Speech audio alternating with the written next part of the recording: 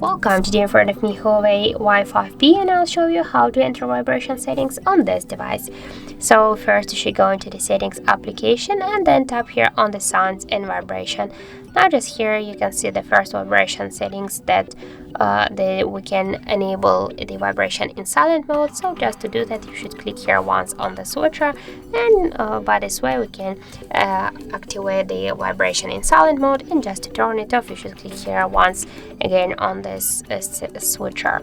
And also here we got the more sound settings. Just tap here, and as can you see we got here the also vibration on touch, so it will just turn on this feature when we'll just touching our navigation keys, or when we'll unlock the device, or for example when we'll type something on our keyboard, so we'll feel the vibration.